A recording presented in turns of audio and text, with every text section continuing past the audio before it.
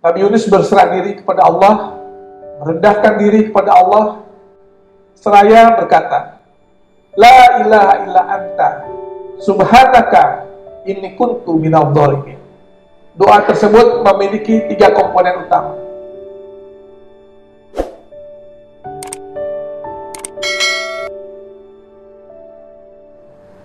Assalamualaikum warahmatullahi wabarakatuh. Sahabatku, dalam situasi yang sangat berat yang kita hadapi saat ini, yang merupakan ujian yang harus kita lalui, di saat-saat seperti inilah rasanya doa Nabi Yunus alaihissalam sangat relevan untuk kita baca berulang-ulang. Minimal kita baca di setiap akhir daripada sholat-sholat 5 waktu kita.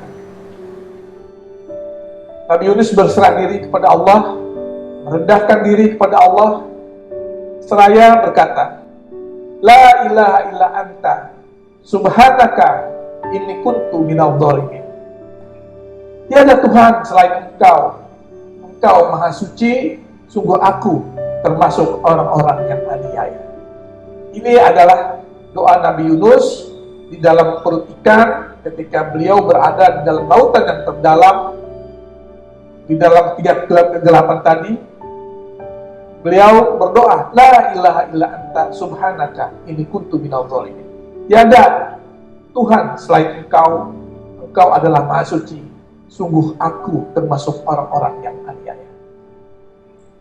Sahabatku sekalian, doa tersebut memiliki 3 komponen utama. Yang pertama adalah kalimat La ilaha illa anta, sebuah ucapan akan kemahatunggalan Allah Subhanahu wa Ta'ala. Tiada Tuhan yang berhak disembah kecuali Allah Subhanahu wa Ta'ala.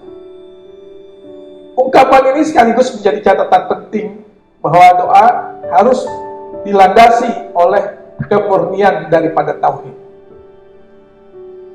Yang kedua adalah subhanak, sebuah ungkapan yang hanya diperuntukkan bagi Allah Subhanahu wa Ta'ala. Semua kata subhana di dalam Al-Quran berkaitan dengan Allah Subhanahu wa Ta'ala, karena memang ungkapan itu adalah pengakuan akan kesempurnaan Allah. Yang ketiga, inni kuntu minadh dhalimin, sebuah pengakuan bahwa selain Allah pasti ada kesalahan, bahwa selain Allah pasti ada keterbatasan, bahwa selain Allah pasti ada khilaf. Seorang Nabi Yunus saja begitu merendahkan diri dan mengakui kekurangan dirinya di hadapan Tuhannya, di hadapan Rabbnya. Maka di tengah merebaknya wabah COVID-19 saat ini, ya, terasa manusia dalam kegelapan, betapa cepatnya daripada penularan ini, betapa banyaknya yang meninggal dunia, ekonomi dunia juga memburuk, betapa banyaknya saudara-saudara kita yang kehilangan sumber kehidupan.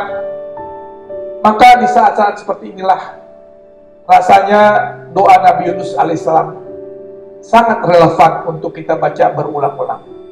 Minimal kita baca di setiap akhir daripada sholat 5 waktu kita. Semoga dengan doa ini Allah selamatkan kita dari musibah wabah ini, sebagaimana Allah telah menyelamatkan Nabi Yunus. Dan semoga wabah COVID-19 ini bisa segera berlalu dan kita kembali kepada hidup yang normal. Demikian sahabat Banggai. Assalamualaikum warahmatullahi wabarakatuh.